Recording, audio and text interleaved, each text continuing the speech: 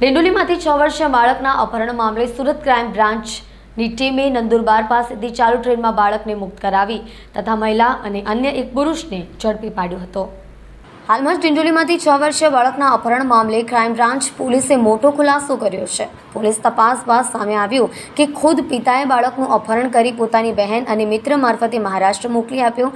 પોલીસે બાળકને મુક્ત કરાવી આરોપી પિતા સહિત અન્ય 2 શખ્સની ધરપકડ કરી છે। આ બાબતે ડીસીપી ભાવેશ રોચિયાએ જણાવ્યું, છેલ્લા 6 જુલાઈના રોજ ડિંડોલી વિસ્તારમાં આવેલ ગોવર્ધનનગરમાં રહેતા તારાચંદ પાટીલના 6 વર્ષના બાળકનું અપહરણ થયું હતું। પરિવારે બાળકની શોધખોળ કરી પરંતુ બાળક મળ્યું નહોતું।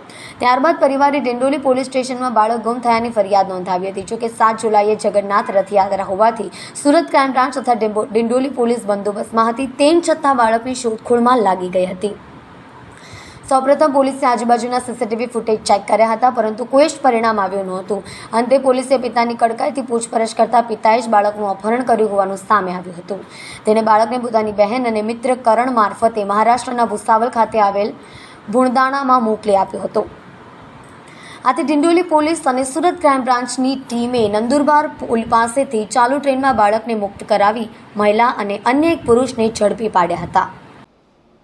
ગઈ તારીખ 6 જુલાઈ 2024ના રોજ જીજ્ઞાનગર ડિંડોલી પાસેથી તારાચંદ ઉત્તમ પાટીલના એક 6 વર્ષના બાળકનું કિડનેપ થયો હતો। 6 તારીખે આ બાળક ગુમ થતાં એના પિતાજીએ 7 તારીખે પોલીસને ઇન્ફોર્મ કર્યા હતા। તમામ પોલીસ રથયાત્રા બંદોબસ્તમાં રોકાયેલી હતી, તેમ છતાં 7 તારીખથી કન્ટિન્યુ સુરત ક્રાઇમ બ્રાન્ચની ટીમ, ડિંડોલી પોલીસ સ્ટેશનની ટીમ વગેરે રાત દિવસ મહેનત કરતા હતા। આ તપાસ દરમિયાન આના સીસીટીવી ફૂટેજના એનાલિસિસ કરતાં ખબર પડી કે તારાચંદ ઉત્તમ પાટીલે જ પોતાના છોકરાને કિડનેપ કર્યો હતો અને પોતાની બેન જ્યોતિ અને એક મિત્ર કરણ મારફતે આ છોકરાને બુલધાણા મહારાષ્ટ્ર મોકલી આપવામાં આવ્યો હતો। ગઈ મોડી રાત્રે આજ વહેલી સવારે 3 વાગે સુરત ક્રાઇમ બ્રાન્ચની ટીમ અને ડિંડોલી પોલીસની ટીમે એને નંદુરબાર પાસેથી ચાલુ ટ્રેનમાંથી છોકરાને આઈડેન્ટિફાઈ કરી અને બાળક અને એની સાથે કિડનેપિંગ કરણ બંનેને પકડી પાડવામાં આવ્યા હતા।